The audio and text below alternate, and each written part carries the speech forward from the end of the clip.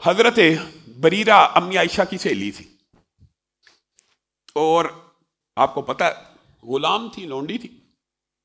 انہوں نے اپنے مالکوں سے مکاتبت کی کہ میں اتنے پیسے دوں گی تو مجھے آزاد کر دیا جائے. طے ہو گیا. انہوں نے کہا مکاتبت ہم کر لیتے ہیں، مکاتبت لکھت پڑھت کر لیتے ہیں، تو اتنے پیسے دے تجھے آزاد کریں گے، لیکن تیری ولا کی جو نسبت ہوگی وہ ہماری طرف رہے گی. اس سے مراد یہ ہوتا ہے حدیث کی ٹرم میں اور فقہ کی ٹرم میں کہ اگر تو فوت ہو گئی بالفرض تو تیری ساری وراثت ہم نے آزاد کیا، ہمیں واپس مل جائے گی. یعنی بالفرض اگر تو فوت ہوگی، تیرا وارث کوئی نہ ہوا، تو تیری جو وراثت باقی بچے گی وہ تیرے رشتہ داروں میں یا اور لوگوں میں تقسیم نہیں ہوگی، بلکہ ہم مالکوں کی طرف واپس آ جائے گی. بریرہ یہ شکایت لے کے امی عائشہ کے پاس آ گئی اور امی عائشہ سے یہ بات کہی کہ آپ میری سہیلی ہیں، میں اتنے پیسوں میں منو کیا سونا، وہ ایک الگ باب ہے، پہ چاندی کے اوپر معاملہ طے پا گیا ہے، تو آپ مجھے دے دیجیے، آپ میری دوست ہیں، میں آزاد ہو جاؤں گی. تو امی عائشہ نے ان کو پیسے پکڑانے کا ارادہ فرما لیا. لیکن جب بریرہ نے یہ کہا نا کہ ولا کی نسبت کہتے ہیں لکھ کے دو ہماری طرف ہوگی، تو امی عائشہ کو غصہ آ گیا. کہنے لگی پیسے میں دوں، آزاد میں کرواؤں، پیسے میرے لگے. اصولی طور پہ کیا ہونا چاہیے کہ ولا کی نسبت کس کی طرف ہوتی ہے؟ جو پیسے دے کے آزاد کروا رہا ہو. تو نے تو آزاد کر دیا پیسے لے کے، اب تیرا کیا معاملہ اس کی وراثت سے؟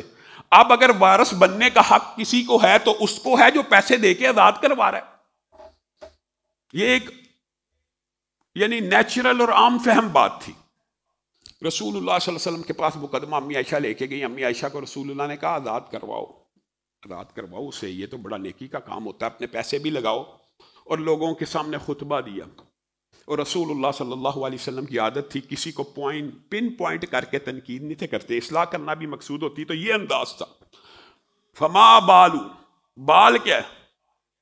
یعنی فما بالو اقوام کا لفظ کبھی کہتے ہیں، فما بالو الناس کا کبھی ذکر کرتے ہیں کہ لوگوں کو کیا ہو گیا. یشتریتون، یہی اسی خطبے کے اندر رسول اللہ صلی اللہ علیہ وسلم نے کہا کہ لوگوں کو کیا ہو گیا. پتہ ہے کہ کون سا بندہ ہے، نام نہیں لیا، لیکن اصلاح کرنا لوگوں کو کیا ہو گیا ہے. یشتریتون شروطا ما لیس فی کتاب اللہ، ایسی شرطیں باندھتے ہیں جو کتاب اللہ میں موجود نہیں ہیں. کل شرط ما لیس فی کتاب اللہ فہو باطل، ہر وہ شرط جو کتاب اللہ میں نہیں ہے وہ باطل ہے.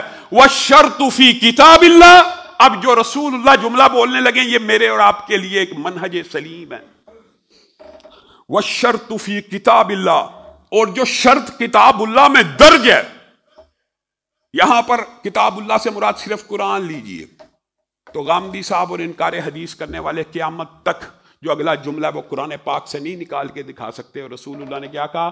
وَالشَّرْطُ فِي کتاب اللہ انما الولاء لمن اعتق، انما الولاء لمن اعتق، ولا کی نسبت اس کی طرف ہوگی.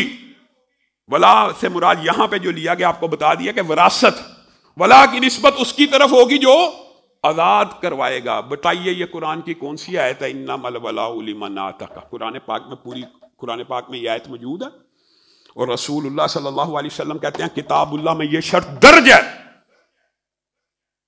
اب کتاب اللہ سے مراد کیا لیا جائے گا؟ یہاں پہ کتاب اللہ سے مراد حدیث رسول، قول رسول، شریعت رسول، شریعت محمدی کے علاوہ کچھ نہیں لیا جا سکتا.